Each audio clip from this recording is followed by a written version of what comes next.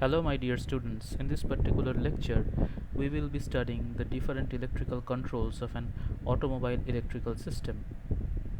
So a driver's interaction with most of the mechanical systems in a car is through some sort of control device, because until and unless you are able to control a particular automobile, then there is no point of just building all the intricate things, all the gadgets, interfacing them. There is no point. So you need to control every device that you connect to a system, and usually the device being controlled performs same way each time the control is operated. Let us take the example of a steering wheel. The steering wheel is one example. Although the end effect is to cause front wheels of the car to change their angle to some degree or other, the driver's input is always the same. He turns the steering wheel a little or lot, and the wheels respond accordingly. So this is a unique example of a control system. So in an automotive electrical system, the controlling devices that are placed in three main groups: switches, solenoids, relays, and rheostats. These are the four components which are controlled. So let us study each one of them one by one. So switches are used to turn circuits on or off. Most switches are intended to be operated directly or consciously by the vehicle's occupants. Let us take the example of the headlamp or the radio switch. Others are operated by the occupants only as the consequence of performing some other action. Like the door jamb, dome lamp switches are good examples. The switches are operated indirectly by opening or closing the car door. So when the car door opens, the light gets on, and when the car door closes, the light is off. So this is another way of controlling. Still, other switches are operated by conditions in a car and may not become under the human influence. For example, the park switch inside the windshield wiper motor is operated by a cam inside the motor housing. So this is the park switch. So what are solenoids and relays? So they are automatically activate electrical devices or stationary or secondary circuits, either as a result of some action taken by the driver or changing the conditions in a car. For instance, the solenoid of the starter motor is activated when the ignition switch is turned on to start the car.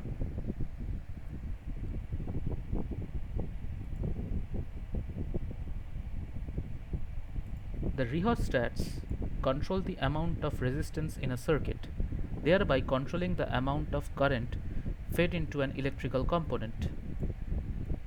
The dimmer control for instrument panel illumination is an example. So these are the examples of rheostats. So the type of electrical control operated directly by the driver is almost always a switch or a rheostat, although the part of the control actually being operated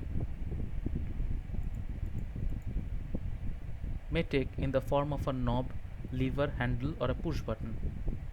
So these are the ways of controlling the rheostats. Often the driver operates the control of a mechanical or an electrical system because he sensed the need to do so from some things he observed. The action could be in response to something directly observed in the environment, such as operating the horn to warn a child when he is darting into the road, or it could be a result of observing a condition by means of a display. So basically the driver sends something, and that is the actuating signal in his brain, and necessarily or consequently he takes the necessary actions. For example, you dim the headlamps for an approaching car because you notice the headlamp high beam indicator is illuminated. Because displays are designed to convey information, their design and location are also influenced by human factors.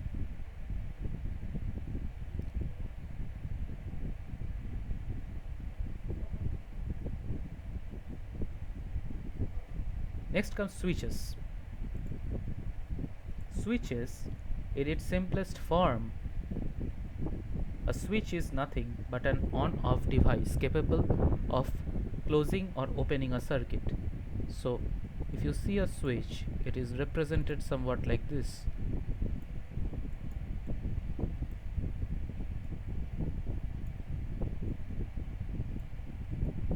This is a switch or an electrical switch.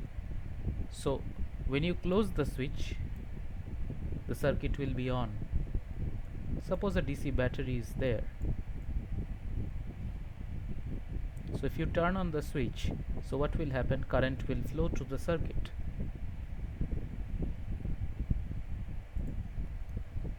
Switches come in a wide variety of configurations. Some are seemingly complex in operation, but their basic function is to turn the equipment on and off. Most switches are normally open, meaning when they are relaxed, the circuit is open or disconnected. In fact, some switches are spring-loaded or return automatically to the off position when you move your finger from the switch. These are called momentarily on or momentarily contact switches, because due to the action of the spring.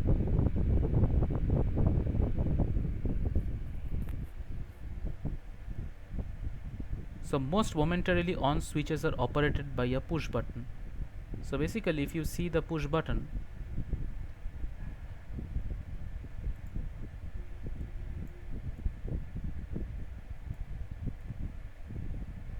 let us take the example of a circuit.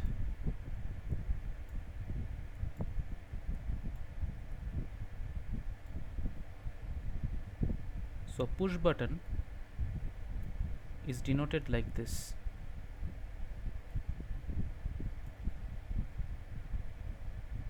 So if you push this, the circuit will be closed and current will flow.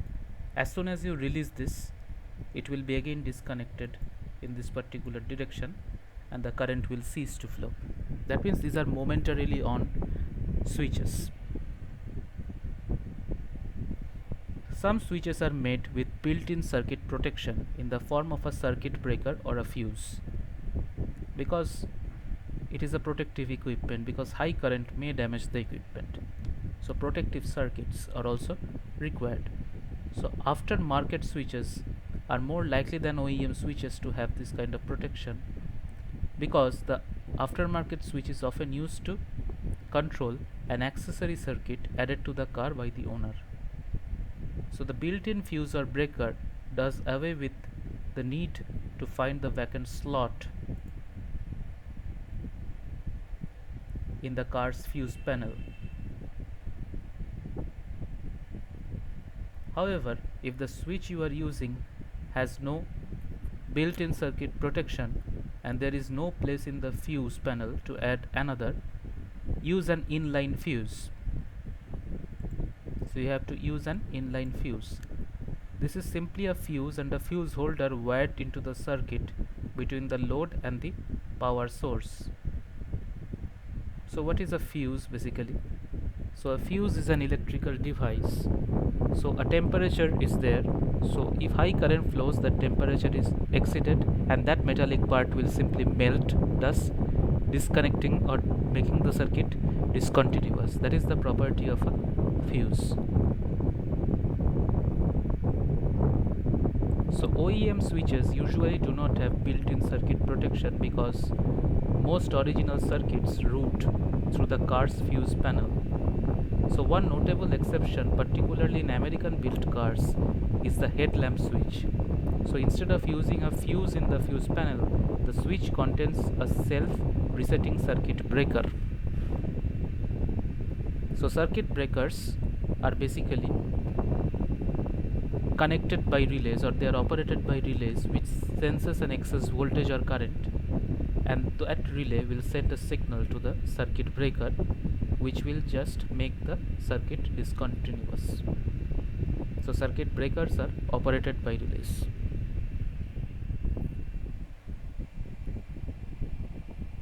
So what are the different types of switches that we will study? So switches can be categorized by their electrical function or how the switch actually works. Within each category, you may find several different kinds of switch actuators. Describes later. So one is single pole single throw, is the simplest kind of switch with only two positions. One is on, another is off. So let us see how the switch looks like. So this is known as single pole single throw switch. So this is the example. This is the symbol of a single pole single throw switch.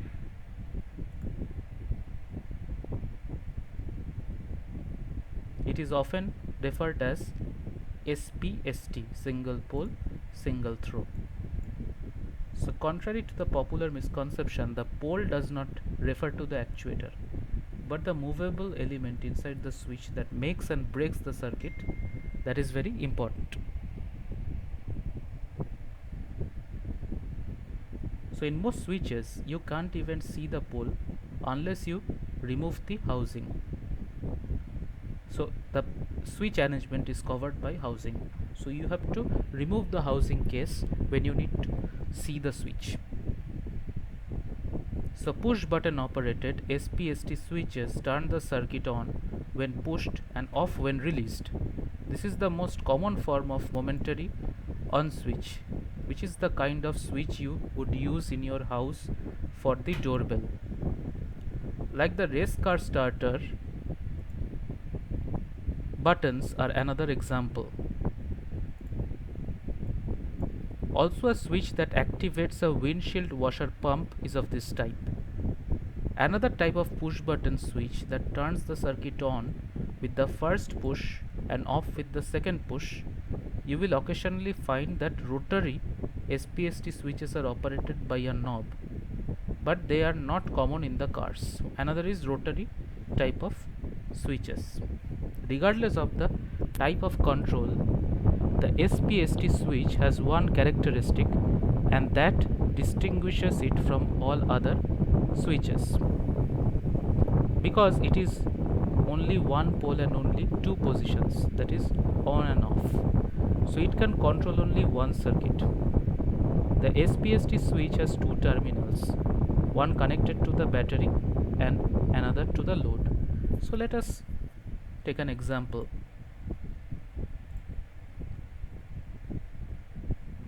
Like if I draw a circuit, so let us draw it over here.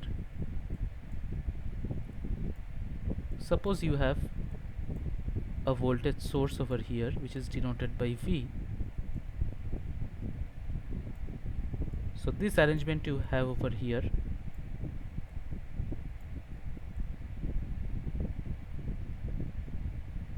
And here is the load resistance, that is R.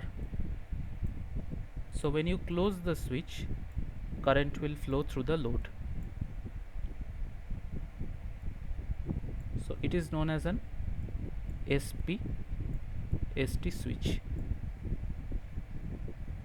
So this is the simple type of switch that is observed in a circuit, and many a times in a circuit that we will commonly draw over here, or it is represented by a single pole single throw switch. So as soon as it is turned off or in a closed position, it is known as closed path. The closed path will look like this. Let me redraw it once more.